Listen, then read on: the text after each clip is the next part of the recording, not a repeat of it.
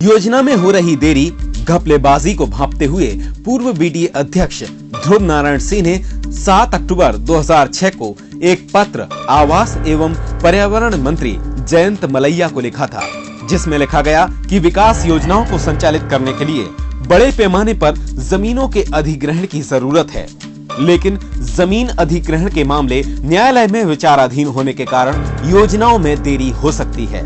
साथ ही आपसी समझौते के आधार पर किसानों से जमीन अधिग्रहण के प्रावधान अधिनियम में साफ नहीं है, जिसके चलते भूस्वामियों को जमीन आवंटन में कठिनाई का सामना करना पड़ रहा है। ध्रुव नारायण सिंह ने विद्यानगर फेज 2 का हवाला देते हुए लिखा कि इसी के चलते ये योजना लंबित पड़ी हुई है। लिहाजा उन्होंने विकास प्राधिकरण की 5 अक्टूबर 2006 में हुई बैठक में पारित प्रस्ताव का हवाला देते हुए लिखा कि अधिनियम की धारा 52(1) के तहत ग्राम भौरी, गोदरमऊ और मिसरौत फेज 1 बावड़िया कला की जमीन को प्रतिसंहरित कर दिया जाए। भू राजस्व संहिता के प्रावधानों के मुताबिक भू अर्जन की धारा 7 के प्रकाशन से 3 साल की अवधि के अंदर सर्विस राशि जमा की जानी चाहिए, जबकि ये राशि 3 साल बाद 19 अप्रैल 2010 को जमा की गई, जबकि धारा 50(7) के तहत अधिसूचना का प्रकाशन 16 फरवरी 2007 को ही हो चुका था। गौरतलब है कि इन प्रावधानों का हवाला 23 जून 2009 की कमेटी में देते हुए आशंका जताई गई थी कि धारा 54 के अंतर्गत धारा 50 के अधीन अंतिम स्कीम की अधिसूचना की तारीख से 2 वर्ष के अंदर नगर विकास स्कीम का कार्यान्वयन करने या उसका कार्यान्वयन 5 वर्ष के समय में पूर्ण न होने पर स्कीम स्वतः खत्म हो जाएगी। बीडीए ने इस योजना के तहत किस कदर घपलेबाजी किया है, उसका उदाहरण आकृति इको सिटी ग्रीन की इन इमारतों से जाहिर होता है। ये पूरी टाउनशिप जिस जमीन पर खड़ी है, उस जमीन को बीडीए ने अपनी इस योजना में शामिल किया था, लेकिन बीडीए अधिकारियों ने साजिश करते हुए बिल्डर को फायदा पहुंचाने के लिए 8 एकड़ जमीन को रिलीज कर दिया, जिसका खसरा नंबर 146, 148 और 149 है। आज बीडीए के इस कारनामे पर, जिसमें लाखों करोड़ों का हेरफेर हुआ होगा, उस पर जांच कर कार्रवाई की बात कह रहे हैं जिम्मेदार। जैसे मान लीजिए कोई रिलीज हुई होगी तो कोई उसका कारण होगा, ठीक है ना, क्योंकि यहाँ जो है जो लोगों की आपत्तियाँ आती हैं तो उसकी भी सुनवाई होती है। उनका लेआउट अगर मान लीजिए पहले से अप्रूव्ड हो तो, या और भी जो चीज़ें रहती हैं वो जगह छूट सकती है। उसके अलावा जगह छोड़ने का अधिकार बीडीए में किसी को है नहीं। अगर मान लीजिए किसी ने छोड़ी होगी तो उस पर कार्रवाई होगी। जहां किसान हैरान परेशान घूम रहे थे, वहीं बीडीए से 60 गांठ करके बिल्डरों द्वारा किसानों को अधिग्रहण का खौफ दिखाकर उनसे जमीन औने पौने दामों पर खरीद ली गई और बिल्डरों द्वारा 29 जुलाई 2010 को हाई कोर्ट में एक याचिका लगाई गई, जिस पर फैसला सुनाते हुए माननीय हाई कोर्ट ने भोपाल विकास प्राधिकरण को ताकीद किया कि जिस जमीन का जो मालिक है उनकी राय ली जाए और उनसे नेगोशिएशन किया जाए। कोर्ट के इस आदेश के बावजूद आज तक किसानों से राय शुमारी करने के लिए या उनको योजना के फायदे समझाने के लिए कोई भी कैंप नहीं लगाया गया। मात्र भोपाल विकास प्राधिकरण द्वारा 27 जुलाई 2011 को एक आवश्यक सूचना अखबारों में प्रकाशित की गई, जिसमें खसरे और रकबों को दर्शाया गया था। आश्चर्यजनक बात ये रही कि इस सूची में भी जो खसरे नंबर और रकबे लिखे गए थे, उनमें से कुछ तो ऐसे थे जो कि इस योजना में कभी शामिल ही नहीं रहे हैं। आज तक इन्होंने कभी यहाँ कैंप नहीं लगाया। मिसरौत फेज 1 योजना को तो लगभग आज 7 साल हो गए, लेकिन आज तक किसानों को ये नहीं मालूम कि भोपाल विकास प्राधिकरण है क्या, विकास करता है कि विनाश करता है। उन्हें तो ये डर है कि बस सरकार ने ज़मीन हमारी ले ली, सरकार ने ज़मीन हमारी ले ली, हमारी ज़मीन तो गई, जल्दी बेच दो, दूसरों को बेच दो, फायदा मिल जाए। बीडीए द्वारा धारा 50(7) का जो अंतिम नोटिफिकेशन का प्रकाशन किया गया, उसमें चौंकाने वाली बात ये थी कि उसमें 21.22 एकड़ भूमि के खसरा नंबर ऐसे थे जो उस क्षेत्र में अस्तित्व में ही नहीं थे, और वो फर्जी खसरा नंबर 167/1 का 167/2, 168, 169, 170, 171, 172/1, 172/2, 173/2, 174/1, 174/2, 175/1, 175/2 हैं। अब आप खुद अंदाजा लगा लीजिए कि किस कदर धांधली की गई होगी मिसरौद उपनगर की पूरी योजना में। आइए जानते हैं इस पूरे मामले में क्या कहना है कानूनविद का।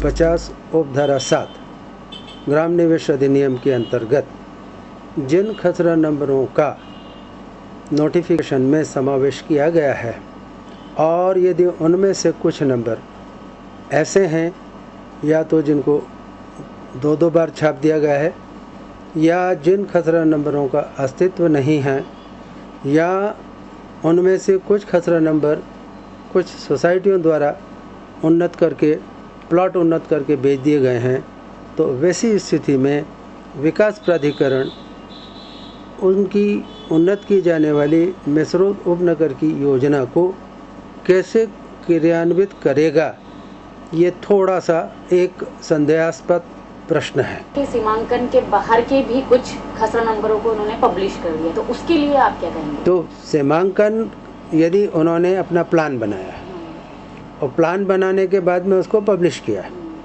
और उसके बाहर के नंबर लिए हैं, तो इसका मतलब है या तो उनको प्लानिंग में जब प्लानिंग की है तब उन नंबरों पर ध्यान नहीं दिया गया जो कि देना चाहिए था, और यदि वो नहीं है तो उनकी स्थिति भी उन्हें क्लियर करना चाहिए कि हमसे गलती से पब्लिकेशन हो गया है।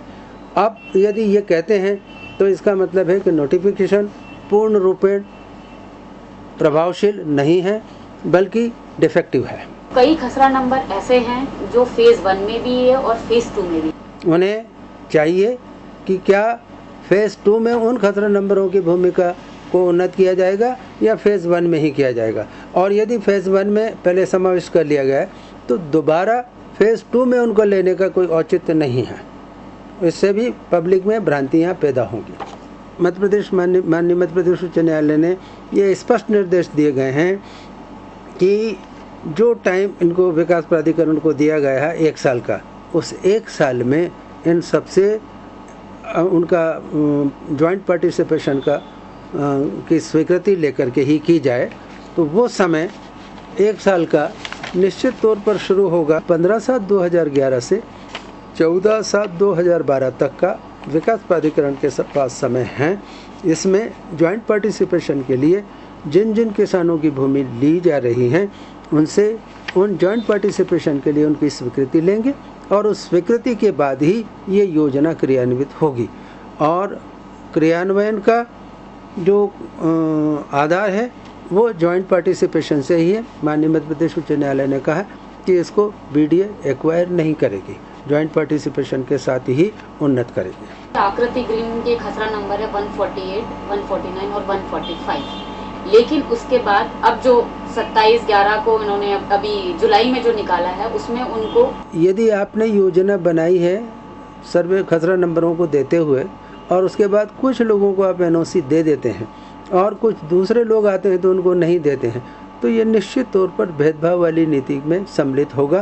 क्या हम ये कह सकते हैं कि ये योजना क्या फेल भी हो सकती है आगे चलकर? देखिए, ये निर्भर करेगा कि लोग कितने इस संबंध में जागरूक हैं। जो जमीन की एनओसी विकास प्राधिकरण ने दे दी हैं उसका आश्रय लेकर, उसका सहारा लेकर किस तरह से मुकदमेबाजी करते हैं उस पर निर्भर करता है।